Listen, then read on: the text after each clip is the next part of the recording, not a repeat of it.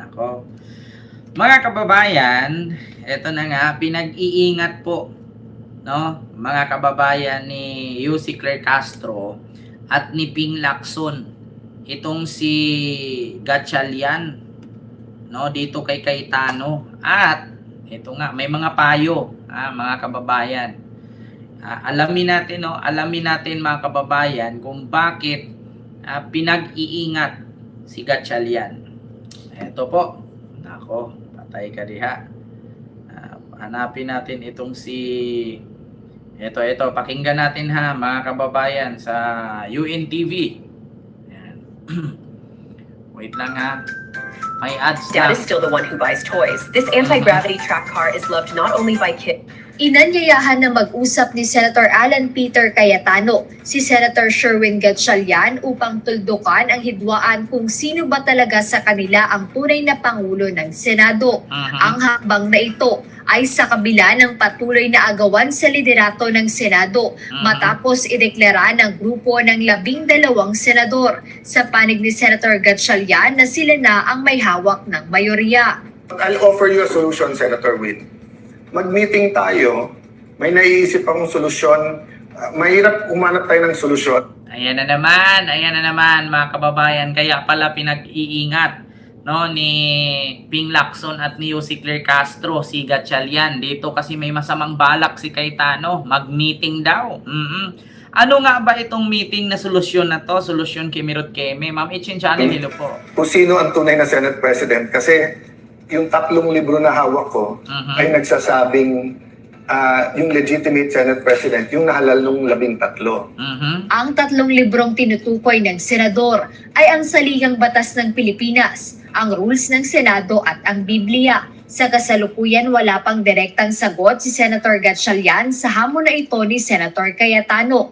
Gayunpaman, nag-post siya sa social media nitong linggo kung saan sinabi niyang malinaw ang batas at mahalagang pakinggan ang mga taong may sapat na kaalaman sa usaping ito. Nako. Dito ay binahagi niya ang mga larawan na nag-iisa-isa sa mga opisyal at personalidad na kumikilala sa legalidad ng kanyang pagkakahalal bilang Senate President pro tempore, gaya ng Integrated Bar of the Philippines, Tama. mga former Senate President na si Frank Trilon at Coco Pimentel, Tama. House Speaker Bogie D. Tama. at ang Malacanang. Oh. Kaugnay nito, pinag-iingat naman ni Senator Panfilo Ping Lacson si Senate President pro tempore Gatchalian laban sa umano'y mga panlilinlang ni Senator Cayetano Naku, sakaling demonyo matuloy talaga ang to, no? kanilang pagpupulong. Tama. Ayon kay Senator Lacson, bagamat kumpiyansa siyang alam ni Senator Gatchalian kung paano haharapin si Senator Cayetano, Nako. hindi makasasama ang isang paalala mula sa Chinese military strategist na si Sun Tzu, Tama. na nagsasabing kung hindi mo kilala ang iyong kaaway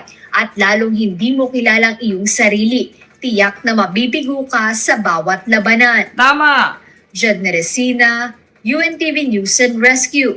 Diba? Kita nyo mga kababayan? Tama nga ang sabi ni Lacson. According sa isang Chinese military, kung hindi mo alam ang iyong kaaway or takbo ng utak ng iyong kaaway at hindi mo rin alam sa sarili mo kung mananalo ka ba doon or ano ba, papaslangin ka ba doon, lalasunin ka ba doon o bigla kang barilin, huwag ka nang tumuloy. Tama nga mga kababayan. At dahil dyan, bukod sa sinabi nga mga kababayan ni Ping Lacson na mag-ingat, no? Mga kababayan, mag-ingat sa pautot ni Cayetano. Kasi, Diyos ko mga kababayan, ganyan ang ginawa ni Cayetano, mga kababayan. Noon nung siya ay House Speaker pa lang. Na term sharing yan eh. Ngunit mga kababayan, kapag nahawakan na ni Cayetano yan, putang ina, wala na yan. Thank you na lang, sabi nila. Oo, eto mga kababayan, banat ni Yussi Claire Castro. Eto kay Cayetano, mag-ingat. In a Facebook Live video, Senator Alan Cayetano gave acting SP Win Gatchalian an advice huwag magpagamit sa Malacanang. This came days after the palace said it recognizes Sen Win's legitimacy. Ano po ang tugon niyo dito? Ang hiling lang po natin, sana huwag kumilos ang nasabing opisyal na parang siya pa ang biktima. Marami pong nabiktima ang kaguluhan sa Senado. Unang-una pong nabiktima dito ay ang taong bayan na naniniwala sa integridad ng Senado. Ang kaguluhan pong ito ay naganap sa pamumuno ni dating Senate President Alan Cayetano. Ang mga biktima rito, kasama na po rito ang umaasa ng mga EJK victims na mapapanagot ang dapat na mapanagot. Tama. Masasabi ring biktima rito ang dating Pangulong Duterte.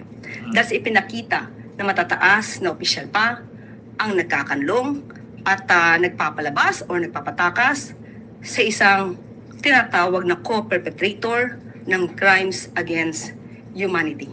Ma'am Winifred, hello po. Ang lahat ng kaguluhan nito ay hindi po dahil sa pakikialam ng Malacanang. Ang putukang nangyari sa Senado noong May 13, ito po ay alam, may permiso, aprobado ni Senator Alan Cayetano.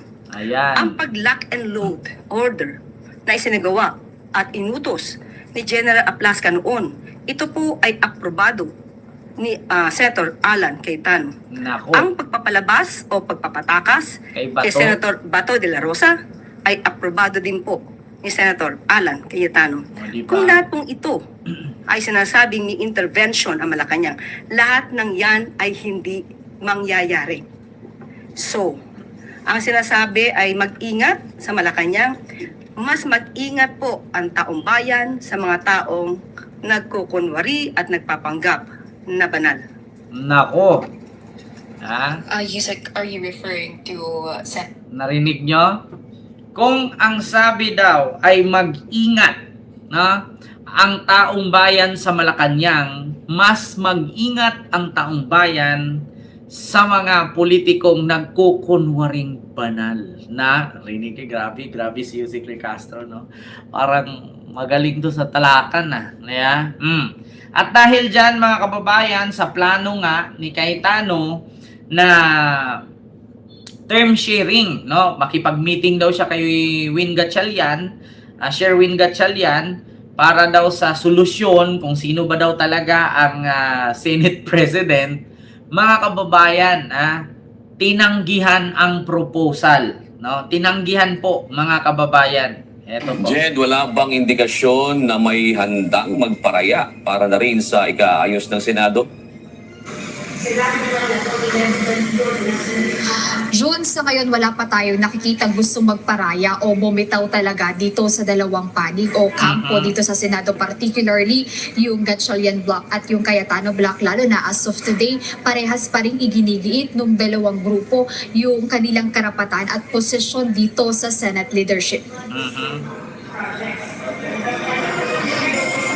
Tinanggihan umano ni Senator Sherwin Gatchalian ang proposal ni Senator Alan Peter Cayetano na interim set-up. Sa isang press conference, sinabi ni Senator Cayetano na upang hindi maipit ang sahod at para sa kapakanan ng mga empleyado ng Senado sa gitna ng legal na gulo, nag-alok siya ng kasunduan sa kapwa niya senador. Bahagi Ano na ng yan? proposal na pareho silang pipirma sa mga dokumento nang walang nakalagay na opisyal na titulo o designation. Nako. Alam nyo, itong si Cayetano, ang ginawa ni Cayetano ngayon, panggugulo na lang yan eh. 'Di ba? Kasi nga, ang akala niya, 12. Pero kahit mag-eleksyon ngayon, ura-urada, mga kababayan, talo talaga si Cayetano. Bakit? 10 na lang sila eh. Ngayon, lilipat pa si Mark Villar at si Camille. Talagang, alam nyo, pagka napalitan, magkudita ulit dyan sa Senado at mag-elect ulit, antayin nyo lang nalilipat si Camille at si Mark Villar. Kakantsawan yan. Tingnan nyo, mga kababayan. Hindi papasok ng ilang linggo yan. Mahihiya yan. Darating pa nga sa punto yan, mga kababayan, na tatalo ng building yan. Tingnan nyo, pagka mag-elect ulit dyan, mag-kudita dyan, biglain nilang kudita yan, tapos lilipat si Camille Villar. Sabi ko sa inyo, mga kababayan, tatalo ng building yan. Walang mukhang iharap yan. Kakantsawa ng Senado yan. Maniwala kayo sa akin, mga kababayan. Papalakpak yung mga tao yan eh. Papalakpak kay Win Gatchalian yan. Pag lumipat, isa lang dyan ang lumipat. Maskin si Mark Villar lang. Or si Lorin. Or si Joel Villanueva. Sabi ko sa inyo, mga kababayan, talagang kakantsawan yan. Ayaw namin maipit yung mga empleyado. Ayaw mo So I pala sent him a maipit, letter bumaba to ka. talk with Ayaw mong maipit, bumaba ka. Bakit? 10 na lang kayo, pagpilitan mo. Pagpilitan mo, ikaw pa rin yung Senate President. Nag-elect na nga ulit, ang kapal naman ng pagmumukha mo. Bumaba ka na, uy. Mahiya-hiya ka naman kay Tano, wala kang silbi. Sa madaling salita, hindi bagay sa'yo yung isang posisyon. Hindi bagay sa'yo bilang Senate President. Hindi mo ba naisip? Hindi ka nga nanalong Vice President ni Digong eh. Di ba? Hindi ka ba nahihiya? Noong panahong tumakbo kang Vice President ni Digong, wala kang boto. Si Leni Robredo ang pinili ng tao, hindi ikaw. Di ba? Nakita niyo yun mga kababayan, hindi ba siya nahihiya? Tumakbo siyang Vice President ni Digong, hindi man lang siya Diyos ko, hindi man nga lang umabot ng 5 million yung boto. Attorney Bantug, and nag-offer kami kung gusto ni Senator Win, pareho na lang kami pipirma kahit walang designation. Gayunpaman, sa pagtanggi umano ng kampo ni Senator Gatchalian, nanindigan si Senator Cayetano na igigiit niya pa rin ang kanyang posisyon pagdating sa Ma'am Lily, pirmahan hello ng po. mga dokumento. Bagamat aminado siya na posibleng hindi na makarating sa kanyang opisina ang mga mahahalagang dokumento, hindi niya isusuko ang Senate presidency upang ipaglaban din aniya ang pagiging malaya ng Senado. Kita nyo, hindi niya isusuko ang Senate Presidency. Ang kapal talaga ng mukha. Uy, Cayetano, mahiya-hiya ka naman pag may time. Uy, magkaroon ka naman ng delikadesa. Nag-eleksyon na, tapos na yung tapos na yung eleksyon na binuto na nila si Gatchalian, pinalitan ka na nila, 'di ba? At saka nasa Senate rules na pag nag-absent ka ng walang rason, automatic tatanggalin ka. Tapos nasa quorum 'yun. Oo, nasa quorum, 'di ba? Tinawag kayo na pumasok kayo, hindi kayo nagsipasok 2 araw. 'Di ba? O pag ordinaryong Pilipino, ordinaryong manggagawa, mag-absent ng 1, 2, 3 araw, 'di ba? Inaawol. Oo. Samantalang kayo, wala man lang kayong medical certificate na ipinakita kung bakit ka nag-absent ng 2 araw. 'Di ba? Rason ba 'yun para mag-absent ka ng 2 araw for what? 'Di ba? Noon ng ehekutibo. No, I'm not giving it up. I'm just saying, malamang hindi dumating sa opisina ko yung pipirmahan. No. But I'm not giving it up. Diba? Kailangan ko Kapal ng i-select mukha. yun. So alam naman natin Diba? lahat kung anong tama at sinong tama. Ang kapal ng mukha, hindi nahihiya. Diyos ko.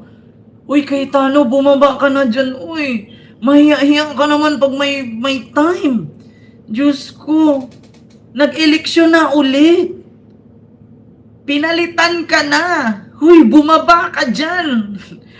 Ang kapal ng mukha mo, Diyos ko po. Hindi ka ba nahihiya na sinisigawan ka ng taong bayan na ang kapal ng mukha mo? Hindi ka na, Diyos ko, tama nga ang sabi ni Trillanes na kapag ka nakahawa ka ng posisyon, nababaliw. Hindi na normal yan. Hindi na normal yan. Ang kapal ng pagmumukha mo. Ang kapal ng pagmumukha mo. Pero ang kapangyarihan kasi nasa kanila eh. Sa kanila ang pulis, nasa kanila ang NBI. O di ba nakita mo na sa kanila ang pulis, na sa kanila ang NBI, ikaw wala? Ano pang itinagal mo dyan? Diyos ko, ginawa mo yan noon sa Kongreso. Nakita mo na si Alan Velasco na ang House Speaker. Pero nagtitigas-tigasan ka pa rin, tang inang yan, bading. Nagtitigas-tigasan. Diyos ko naman. Huy, mahiya-hiya ka naman kay Tano. Do you think sa sunod eleksyon mananalo ka pa? Diyos ko. Nasa kanila ang Malacanang. Kaya sabi ko, lahat ng kapangyarihan nasa kanila.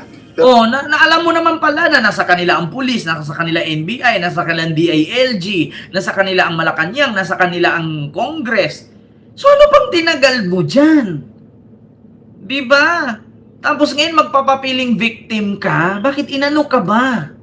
Hindi mo ba alam simula nung naging Senate President ka, nagkandalitsi-litsi yung Senado? Diba? Nawala ang tiwala ng tao, kinantsawan kayo, pinagtawanan kayo, tapos yung rights na di umano, pinagsasabi mo para kay Bato, tapos bigla mong pinalaya si Bato, di ba? Kasi sa totoo lang, tama ang sabi ni Yussi Claire Castro. Hindi si Bato itatakas ni Robin kung hindi pumayag si Cayetano kasi siya ang Senate President. Kasi kung yung time na yon, habang itinakas ni Robin si Bato, kung nagbarilan yun doon at nabatay si Bato, si Cayetano ang responsible dyan kasi siya ang Senate President at pinangako niya sa NBI na hindi pwedeng arestuhin pati ang DILG kasi nasa under of custody siya ng Senate si Bato. Paano kung yung pagtakas ni Robin doon at napatay si Robin at si Bato doon sa barilan ng mga pulis at ng NBI dahil itinakas? Sino ba ang responsible nun? Sino ba ang managot nun? Di ba siya? Kasi siya ang Senate President at sinabi niya mismo na si Bato is under the Senate custody. Di ba? Diyos ko po. Katotohanan na sa amin. So hindi ko pwedeng bitawan yon. Kailangan lumaban tayo doon. At saka yung putukan sa Senado, do you think magpapaputok si Aplaska nang walang pahintulot ni Cayetano? Hindi naman siguro po pwede na gamitin mo yung bala, no? Doon sa Senado at ipaputok mo sa pader kung walang pahintulot ng Senate President yun. Kasi nga ganito yan mga kababayan, ha? Lahat, no? Lahat ng pangyayari sa Senado nung time na yon ay cargo ni Cayetano kasi siya ang Senate President. Kaunay nito, nananatili ang posisyon ni Senator Cayetano na illegal ang ginawa ng grupo ng 12 senador sa panig ni Senator Gatchalian na kunin ang liderato. If you follow the rules, hindi siya pwedeng tanggalin kung walang 13 at hindi pwedeng palitan kung wala rin 13. So I'll make that clear, ha. Senate President Pro Tem. Paano kung bukas bigla nang nagkodita dyan at pinalitan ka? Diba? Paano kung bukas biglang nagkudita at pinalitan ka? Kakantsawan ka, pagtatawanan ka. Kasi lagi mo yang nirarason na hindi ka pwedeng tanggalin kasi hindi 13. Paano kung tatawid si Jewel? O di kaya yung dalawang magkapatid? Diba? Alam nyo, ito pansinin nyo yan mga kababayan, mark my word. Kapag ka biglang magkudita dyan, tas lumipat si Camille Villar or si Joel Villanueva, tingnan nyo, hindi pa rin bababayan. Kapal mukha niyan eh. Makapal mukha niyan. Ikukudita yan siya ulit. Tapos lilipat si Camille at si Joel. Makapal mukha niyan eh. Hindi pa rin bababayan. Hindi nga siya bumaba noon nung si Lord Alan Velasco. Halos ilang daang congressman ang pumirma at bumoto na palitan si Cayetano, hindi nga siya bumaba eh. Diba?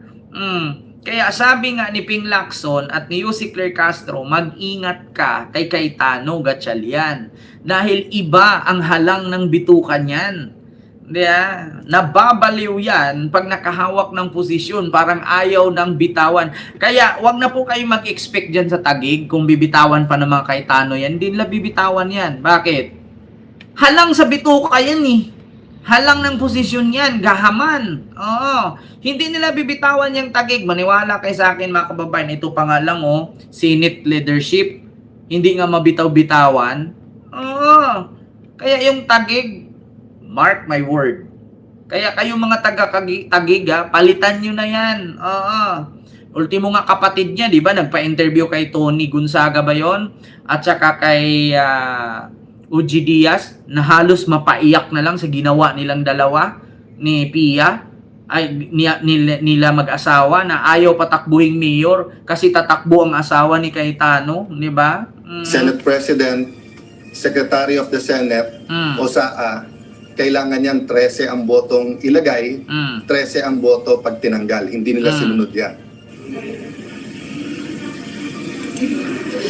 Yun ang sinasabi ni Senator Cayetano na umano'y tugon ni Senator Gatchalian doon sa kanyang proposal ay kailangan daw i-turn over na ni Senator Cayetano yung mga dapat i-turn over dahil hindi na nga nila kinikilala yung leadership ni Senator Cayetano. Pero as of the moment, wala pa tayong nakukuhang tugon o confirmation mula kay Senator Gatchalian kaugnay dito sa sinasabi nga ng kanyang kapwa senador na si Senator Cayetano.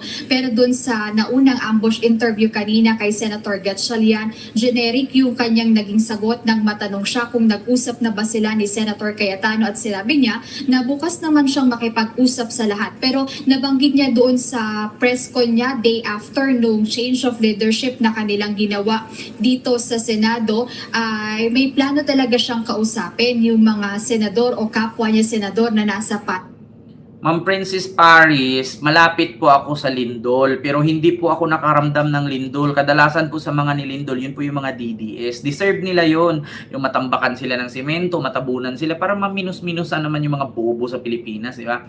Oy, sa mga DDS na nood sa akin ngayon, apektado ng lindol deserve nyo yan para mabawas-bawasan kayo. Dapat nga, lakas-lakasan konti Pero doon lang sa lugar ng mga DDS lahat Huwag nyong idamay yung mga hindi DDS. ng Cayetano Block. Ito ay upang maayos na o makabalik na sila sa trabaho para mag-unite na nga rin sila at hindi na pag-usapan pa yung issue dito sa Senate leadership, lalo na marami pa silang mga bills na kailangan mapag-usapan o matalakay sa plenary At dapat nga kapag nilindol dyan sa lugar ng mga DDS, yung bibiyak yung lupa tapos mahulog kayong lahat. Lahat ng mga DDS sana habang nagpa-party-party sila biglang bumiyak yung lupa habang lumindol humati. Mahulog sila lahat tapos sabay sumara. Di ba? Ang ganda. Diba? Ang ganda, imaginein mo yung naglindol, party-party, Pilipinas, Duterte, praning, tapos biglang nahati yung, nahati yung lupa, tapos nahulog silang lahat, tapos sabay sumara, tapos hahanapin sila ng gobyerno, hindi na sila makita, tapos ang sasabihin lang ng mga loyalista at kakamping, deserve. Yeah. Onde ng hearing dito sa Senado. Ayan mo na update, balik sa inyo, June. Oo, Jed, naitanong nyo ba sa dalawang grupo na lumilindol na ho? 7.8 po kanina. Hindi ba ako jet na po ito para magkaayos kayo? Diba? Sabi ng UNTV, naitanong nyo ba daw sa dalawang grupo, kay Gatchalian at kay Cayetano? Lumilindol na po. Ito na po yung hudyat na magkasundo. Wala, yan si Cayetano, hindi naniniwala ng lindol yan, naniniwala yan sa Bible. Yung Bible na gawa ng tao, sulat-sulat ng tao, doon yan siya naniniwala. Puro-puro verse yung nilalabas yan pero pag tinanong mo, anong verse makikita ang yung patayin lahat ng nagmiminupos, wala, hindi niya alam yun. June, actually may dalawang pahayag naman si Senator Gatchalian at si Senator Cayetano na dapat nga bigyang priority na yung nangyaring lindol doon sa Mindanao. Actually may mga inilatag na silang kailangan gawin o plano kaugnay rito, pero hindi nila direktang sinagot kung may balak na silang magkaayos, magkasundo, or kung ano yung plano nila pagdating dito sa Senate leadership, kung magkakasundo na ba sila or kung anong gagawin nila, June. Alright, maraming salamat, Jed Neresina. Diba? Kita nyo mga kababayan,